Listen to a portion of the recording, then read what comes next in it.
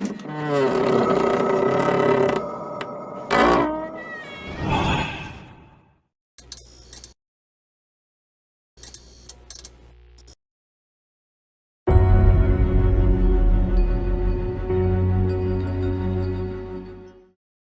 true story was sourced from Reddit.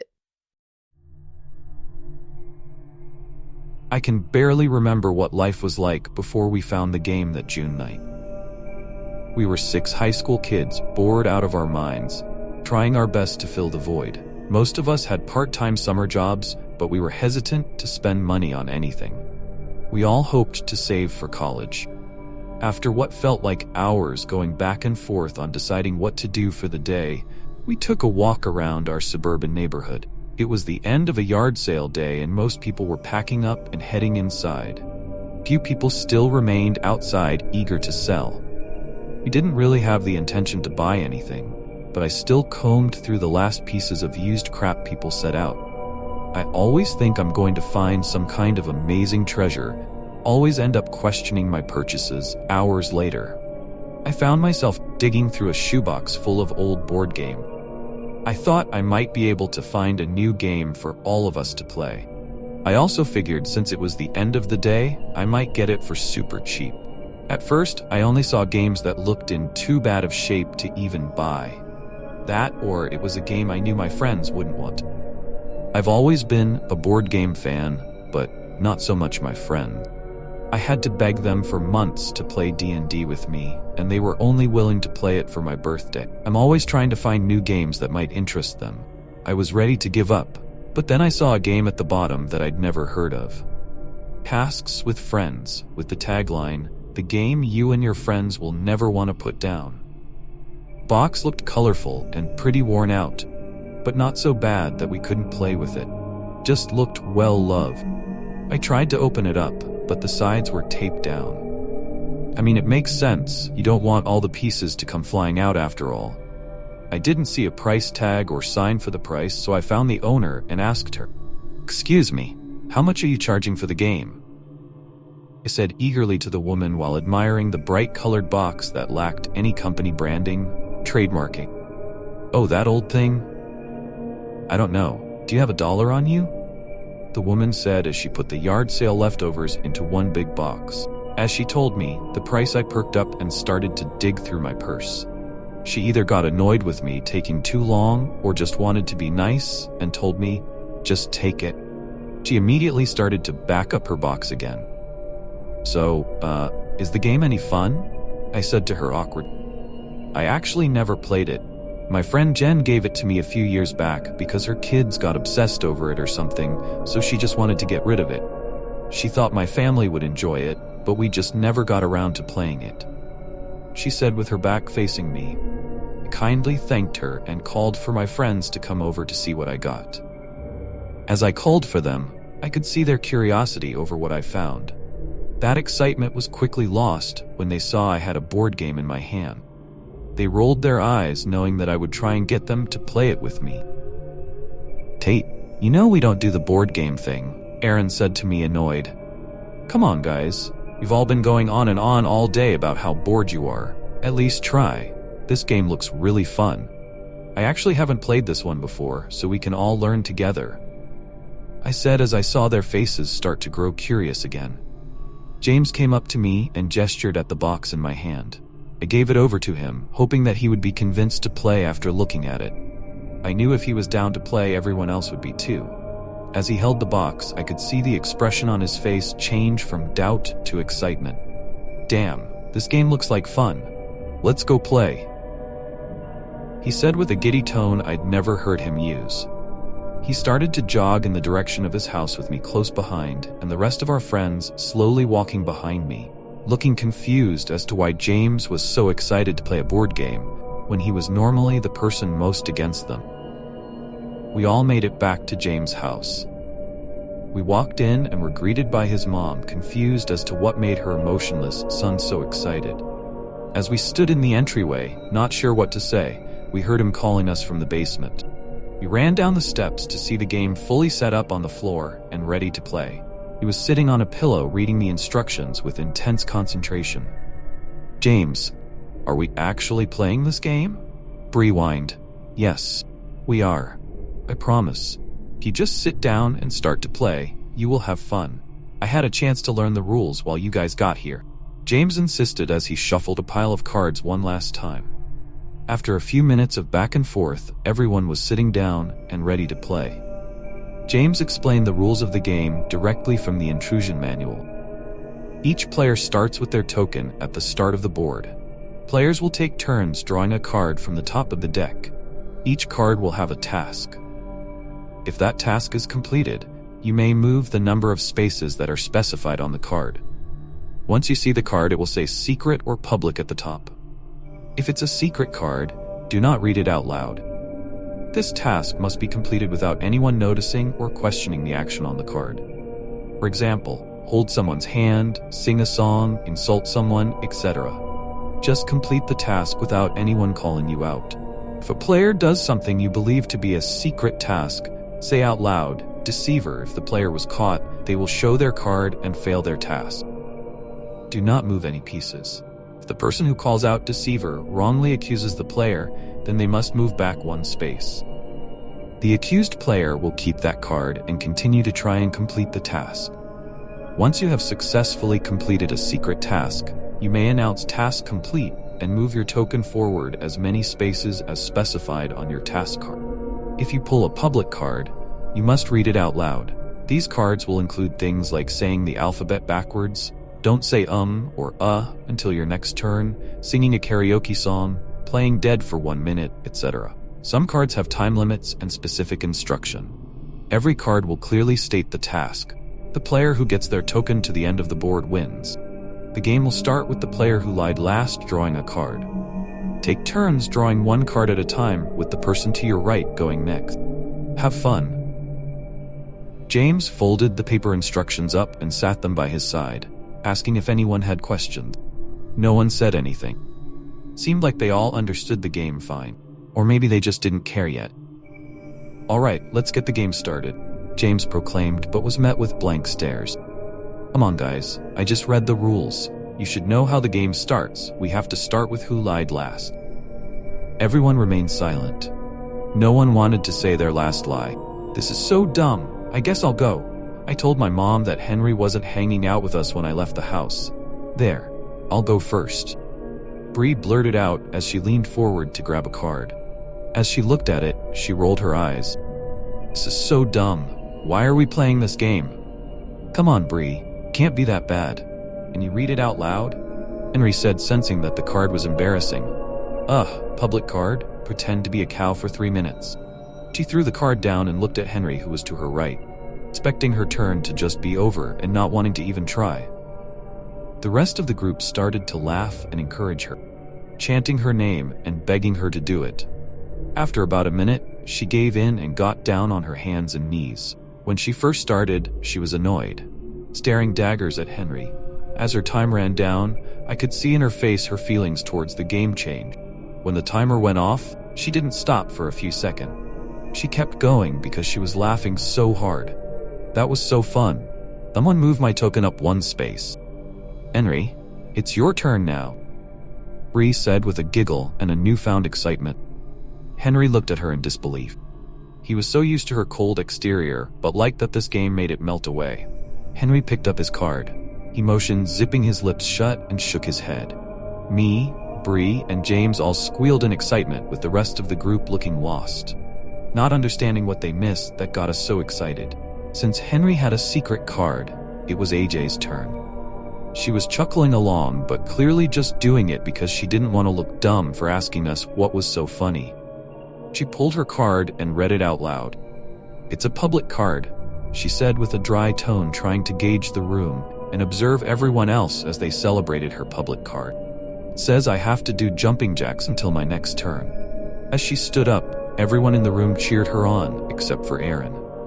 As she got to her feet, she paused and looked over at Aaron. I can imagine he felt like the only sane person in the room, and wasn't sure what was going on.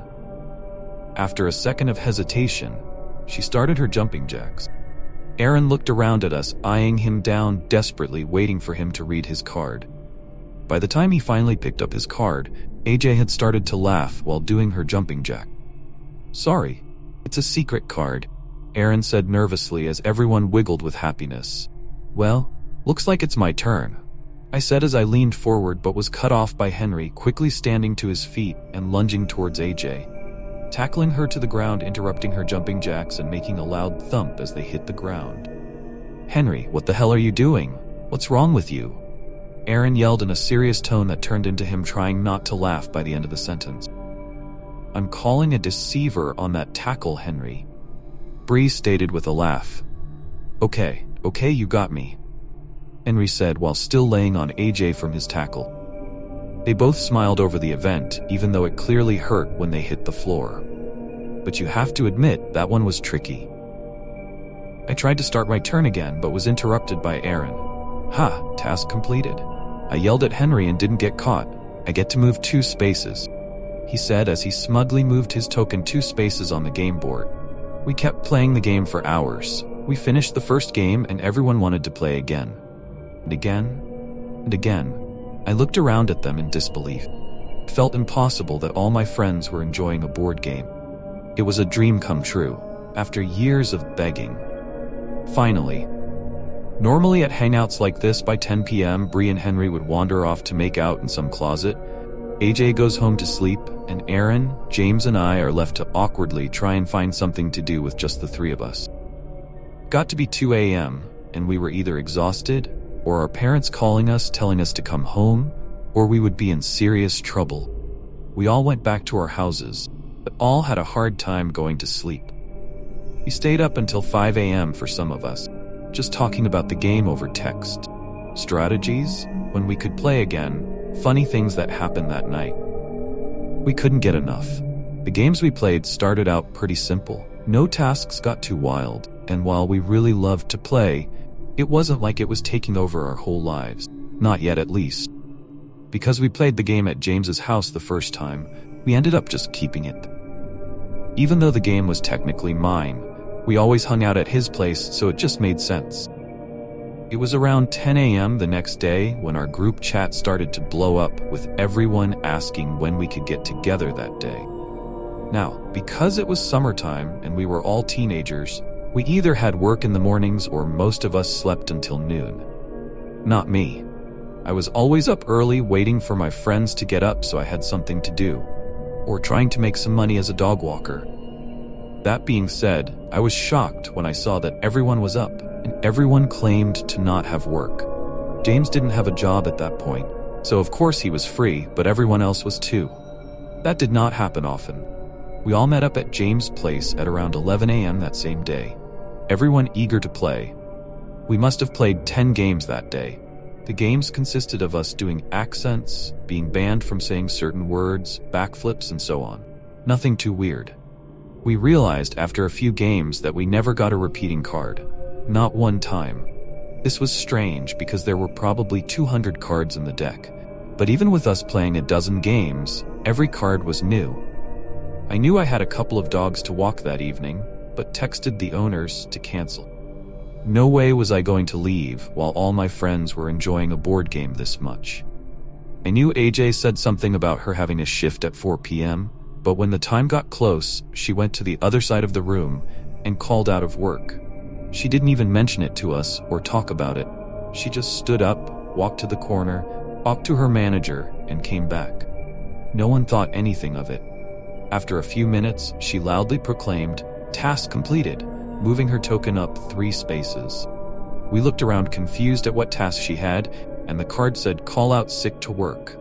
We were surprised by this card, to say the least. It was the first time a card had to do with something outside of the players. Everyone else in the group canceled any plans they had for the rest of the day, although AJ was the only person who completed a task for it. It was around 11 p.m., which made it a full 12 hours of the game. Bree pointed out that we forgot to eat any food all day. After thinking about it, I realized that I hardly drank any water and went to the bathroom like one time all day. Things started to get out of hand that night. AJ pulled a card that said to go into a closet with the player to her left and kiss them for 5 minutes. Of course, that player was Henry. Bree was not happy, but she knew how serious everyone was about the game. She told him she wasn't okay with it, but he insisted that it was just a game, and it wouldn't mean anything. It was worth 4 points for both people who would go into the closet. AJ and Henry stood up and went to find a suitable space, all while Bree freaked out and said she would end things with Henry if he went through with it. It was never completely clear what Henry and Bree were. They don't like to use boyfriend and girlfriend, but everyone knew they were a thing. Aaron tried to call it off, saying this wouldn't be worth it and to just stop, but it was like they didn't even hesitate. Bree sat on the carpet and started to cry as the timer on her phone counted down an agonizing 5 minutes. I thought I would either hear kissing or nothing at all, but instead I heard talking. It started as soft whispers, then crying and yelling. They stayed in for about 2 minutes, then came tumbling out. "That's it, Henry? I can't believe you would do that for a game. We are over," Bree said with a red, wet face. Henry came and silently sat down with AJ. AJ was now beet red as well. Despite 3 of my friends just going through something I couldn't wrap my head around, they all looked at James calmly and nodded for him to pull his card. No one had moved any tokens forward, so it was clear they failed their task of kissing in the closet. James hesitantly leaned in for a card and read it to himself as we were bombarded by Bree, AJ, and Henry all saying, "Ask completed," and then shot confused faces at each other. They all threw down their cards and moved their tokens forward. Bree's card said, "Break up with Henry." Henry's card said, "Make AJ cry," and AJ's card said, "Tell Henry you love him." All those cards were worth way more than the stupid kissing card, so the kissing task was ignored, and they all individually completed their hour tasks without ever communicating it with each other. They all saw opportunities to complete a task worth more points, and they took it. After this moment, it was like nothing even happened. Girls stopped crying and started laughing and saying how impressive the completion of the tasks were. "Wait guys, something is wrong here. Do you not see it?" Aaron said with concern, trying to take a break from the game. "Oh, stop. You are just jealous you didn't get to move 6 spaces." Bree said with arrogance, "No, I'm not talking about that. Does no one find it weird that the cards are using our names now? Not only that, but the cards are somehow interacting with other cards to almost try and make bad things happen?" James blurted. As he said that, it was like we all froze in our spots, all looking at each other, realizing how hungry and tired we were, looking around at the room, seeing how big of a mess we made. Bree grabbing Henry's hand with a look of sadness, and coming to grips with how they hurt each other for a game. I looked down at my arm, and was reminded of the crud things I had drawn on my arm with Sharpies, in order to move 1 space in an earlier game. I saw Aaron's jeans that were now cut into shorts, with some kid's scissors. I looked at James's legs and saw his one shaved leg lying crossed over the untouched hairy one. I looked at AJ and saw she had a huge purple bruise on her arm. At that moment, I remembered feeling like an addict trying to get off drugs. I knew this game was hurting us. I wanted to stop. Felt like I couldn't. I could see the same feeling in all my friends' eyes too. The urge to say, one more game, just one more time. Just to feel the high of this dumb game again. I think we need to take a break from this game, guys. Getting kinda weird and out of hand. I murmured with the strength that I somehow mustered up. It was like telling an alcoholic you were taking away their beer. They all looked horrified at the idea of not playing the game for even a moment. Just then, James's mom came downstairs and was horrified at what she was looking at. 6 disheveled teenagers, all sitting in a circle, looking like they had all just been through a war. Not only that, but her whole basement was a mess. "James, what the hell happened to your leg? Are you all playing that dumb game again? Can't believe this. Everyone out of my house. James, you are grounded." His mom shouted with rage in her voice. We all ran out of his house, not saying a word to each other, just trying to get home and get some food. As I sat in my kitchen with my long-sleeved sweatshirt covering my now inked-up arm, I tried to eat a sandwich I made myself. I was starving. I could feel and hear my stomach growling, but my need to play the game was so much stronger. So strong, I didn't even want to eat. I sat at my dining room table staring at that sandwich for what felt like an eternity. telling myself that I needed to eat and I'd feel better if I did, but somehow the thought of the game was taking up all my energy. I was holding back the urge to text my friends. It took every ounce of self-control I had left. I felt my phone buzz in my pocket, and I involuntarily grabbed my phone so fast it was in my hand before I could even think about it. It was James in our group chat. "Hey guys, so do you think that was a long enough break? I think I can find where my mom put the game and bring it to that old treehouse back behind Mr. Baker's house." Couldn't hold back anymore. I had to play again. Before I knew it, I was sneaking out of my house trying to remember where the old treehouse was. As I ran through the neighborhood, my phone lit up with texts from my friends saying they were on their way. After running around for a while, I found the treehouse. I couldn't believe I had such a hard time finding it, considering how much time a few of us used to spend in it during middle school. I could hear all their voices, sounding annoyed, as I was the last one to get there. I climbed up the old wooden ladder to find all my friends sitting in a perfect circle, barely able to see the board or each other. It was around this time something strange happened within the game. It wasn't about winning the game necessarily, it was about playing as many games as possible and completing as many tasks as we could. If anyone won a game or finished a task, everyone felt a high, not just the winner. Because of this, players stopped calling each other out for trying to complete secret tasks, so people stopped being so secretive to complete secret tasks. They still kept them a secret, because it was a rule of the game, just no one called them out. This made us all more ruthless. I sat down on the hardwood in between Bree and James. Our next game began. AJ drew a card first, and it was a secret card. She didn't seem giddy. She looked flushed and scared. In fact, it felt like the mood had shifted with everyone. We weren't laughing our butts off anymore. We were terrified to stop playing. It was something in our guts that made us have to play. Like a virus growing in us, desperately trying to get out. Next, Aaron drew a card and read it out loud. "Hold your breath for 5 minutes," he whispered with confusion. "How am I supposed to do that?" he said, trying to not get worried. It's not that the card was all that bad. It's that he knew he would stop at nothing to make it happen. He told us to keep playing the game while he did it and got a timer up on his phone. He took a few deep breaths, then held his nose shut and became extremely focused, not making eye contact with anyone. Next, it was James' turn. He had a secret card and didn't show much emotion towards it. Next, Bree nervously took a card, and yet again, it was a secret card. In fact, we all drew a secret card until it was Aaron's turn again. It had been about 45 seconds, and he was really focusing, and we didn't want to make him draw a card while trying to finish his task.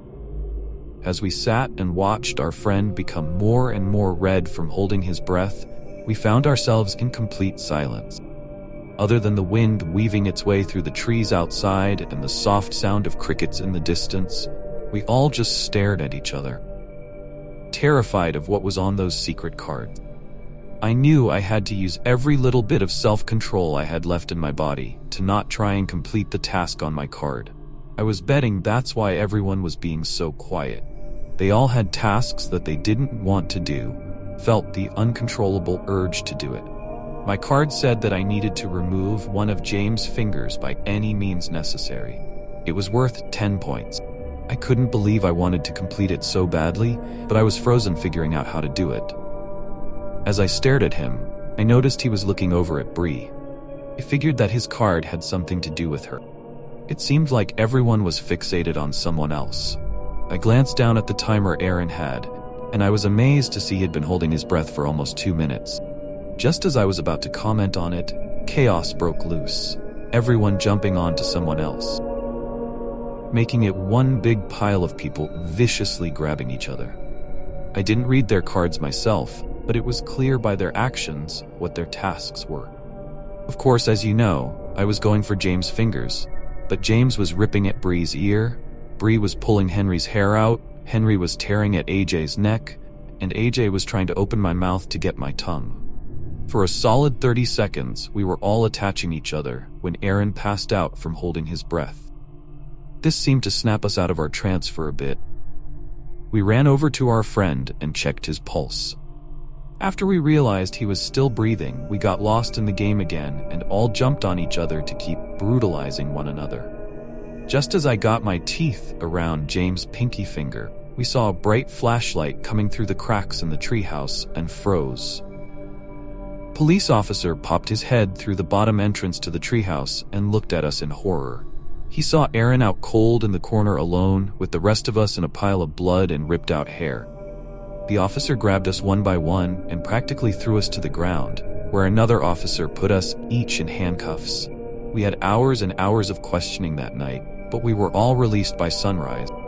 No one was badly injured, just a lot of cuts, bruises, and a few patches of hair missing. Even Aaron was okay. Honestly, Aaron made it out in the best shape.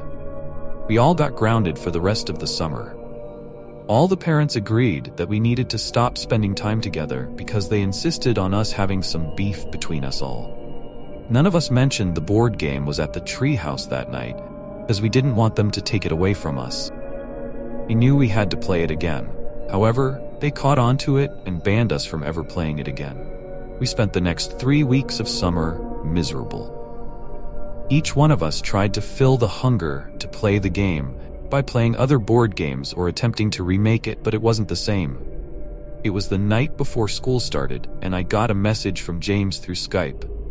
Our parents banned us from talking to each other, but it seemed my parents and James' parents forgot about Skype. He told me I had to come over right now. I managed to hop out my window and ran for James's house.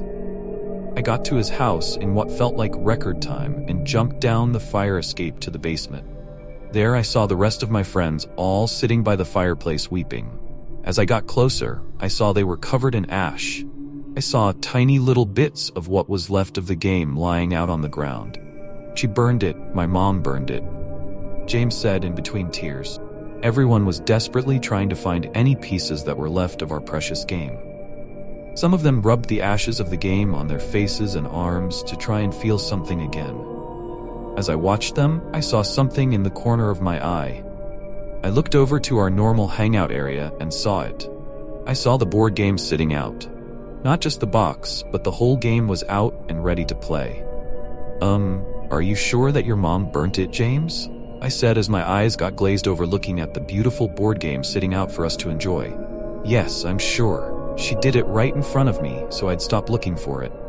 Just as James finished his sentence, he looked at me and then at my eyeline. We saw the game. The next week of our lives was a whirlwind. After James' mom burned the game and it reappeared, we all ran away with the game. We stole a car from AJ's mom after we got a task card for it and left town. We would play the game in the car, in random fast food restaurants, and sometimes in parks. All we did all day.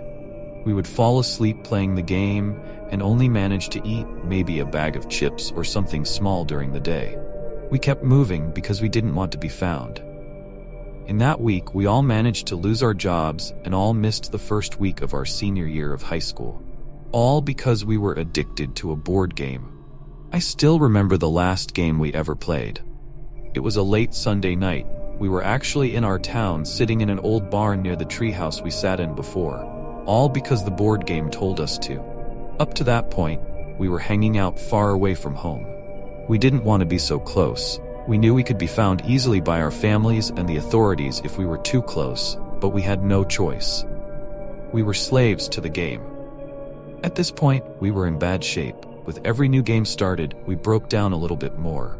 We surrounded the board with tired eyes and growling stomachs, missing teeth and bruised bodies, concussed heads and broken toes. Please, we have to stop. Can't do it anymore. I want to go home. Bree said as we were about to start our next game. I can't imagine not playing this game. All I ever want to do. Think I might die if I couldn't play it. I know the game hurts us, but it would hurt so much more if we stopped playing it. Henry said with a gravelly voice. Guys, why are we talking? We have to play again. Aaron said while trying not to cough. I know we have to. I've never hated something and loved something so much in my whole life. Bree remarked. We started the game with shaky hands, moving slowly and holding our breath whenever someone looked at their card. AJ went first. She reached down and picked a card, cringing to herself after reading it in her head. Next was Bree. She rolled her eyes and she read off the words. Public card. Waterboard the player to your right for 5 minutes. Both players move 8 spaces. Bree timidly said as she glanced at James, sitting next to her. I can't say we really knew how to waterboard someone, but we laid him on his back, with his legs elevated and dripped water over him. We let him take a card for his turn before Bree started the waterboarding, so we didn't have to wait for 5 minutes for them to be done. His card was a secret card. We continued the game with the awful background sounds of gagging and choking. Next, it was Aaron's turn. He read his card and winced. He closed his eyes tight and opened them again, as if he was hoping he was in a dream. As he opened his eyes, he slowly looked at all of us, making eye contact with each one of us. Just then, James was done being waterboarded and he and Bree came to join us. I was so glad they were done. Not just because I was sick of the sounds, but because it meant they got to move 8 spaces. Aaron stood to his feet slowly. I prepared myself because I figured he was about to hurt us. In an instant, he ran out of the barn and into our stolen car. We all looked around confused as to where we went, kept playing the game as he drove off. Next, it was my turn. Public card. Jump off the roof of the barn. 9 points. I said out loud nervously. Henry and AJ jumped up and started to walk outside, not even questioning if I would do it or not. They weren't wrong in the assumption. Before I could even think, I was on my feet trying to find a way up to the roof. I found my way to the top of the 10-foot-tall building. I took a deep breath and leaped off and was met with a hard thump as I hit the ground. I felt a gut-wrenching pain in my right ankle as I landed. I knew I broke it. I had no doubt in my mind. I was thrashing in pain, grabbing my ankle as my friends dragged me back into the barn. We knew we had to keep playing. Next, Henry took a card. He picked it from the pile with his eyes closed and brought it to his face while peeking just enough to see the words on the card. Then closed his eyes again, trying to pretend he never read the words in the first place. Next, AJ took a card. Even though it was a secret card, I knew it was about me. She glanced down at my ankle right after her eyes left the card. Just as James was reaching for his card, we saw Aaron walk back into the barn. We all sat in shock as his silhouette became clear and vivid in the doorway. Blood trickled down his arms and hands, dripping on the dirt as we all stared at each other. His eyes were blank at first, but then turned to pain. We watched him as he walked from the doorway to the game board, blood dripping on the game as he moved his token 30 spaces. Aaron, what have you done? 30 spaces? AJ muttered in fear. James, I'm so sorry I had to. Aaron whimpered as sat in the dirt with his secret task card crinkled in his bloodied fists. Tell me what you did right now. What the hell does your card say? Show us. James yelled as he stood to his feet. Just as James was about to jump onto Aaron, Henry reached into his pocket and pulled out some matches we used to start small campfires while we had been on the run. We all stood still waiting to see what he was about to do as he lit 3 matches and threw them into the nearby hay bales, igniting the whole inside of the barn. Without hesitation, AJ saw the opportunity and stomped on my ankle as hard as she could. If it wasn't broken before, it sure was now. I looked down at it to see it now bent sideways. She then stomped on my other ankle, not breaking it, making it so I couldn't walk. She moved her token 12 spaces. Even though I was in agony from the pain, I still felt such an intense high from her moving so many spaces. Aaron dropped his card in the midst of everything happening. James fell to his feet to see the card and started to weep as he read it out loud. Secret card. Kill James' mom. Move 30 spaces. He said with anger bubbling up. I can't believe you would do that for a dumb game. How could you do this to me? I couldn't control myself. Come on, you know what I mean. I couldn't control myself. Don't do anything you will regret, Aaron said cautiously. Oh, I think it's a little too late for not doing things we regret, James said as he jumped onto Aaron, choking him with all his strength. It seemed at that moment he was able to break free from the control of the game. He wasn't feeling the high of someone else completing a task. He just felt hate. Red-hot hate. I was overwhelmed, to say the least. Barn was in flames, James was trying to kill Aaron, and to make matters worse, AJ out of nowhere jumped up and dug a pocket knife into Bree's stomach. Now Bree and AJ were in a fighting match too. Henry and I sat across from each other in disbelief at our surrounding. He looked at me with death in his eyes as he reached for a card. It wasn't even his turn, but I don't think he cared anymore. He knew the others would be occupied for a while. The fire was getting bad. I knew I had to get out of that barn as soon as I could. Because of the damage done to my ankles, I couldn't walk, so I dragged my body out of the barn. Taking the game with me, I made it a few feet and looked back to see Henry not moving. He set his card down on the board before I started to drag it with me, and I read it as I continued to crawl. Secret card. Let the fire overtake you. Move your token to the finish line and win the game. I was able to get out of the barn with the board game in hand. I sat and watched as the flames overtook Henry. He didn't even flinch when he caught on fire.